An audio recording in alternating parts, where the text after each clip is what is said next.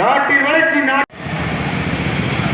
மக்களை நசுக்குகின்ற போக்கையும் தொழிலாளர்களின் வாழ்வாதாரத்தை அவர்கள் உழைப்பை உறுதி கொடுக்கின்ற வகையில புதிய வரி விதிப்பு புதிய கட்டண விகிதம் என்ற ரீதியிலே இன்றைக்கு ஒன்றிய அரசு அமல்படுத்தியிருக்கிற இந்த சட்டத்தை மத்திய மாநில அரசுகள் கைவிட வேண்டும்.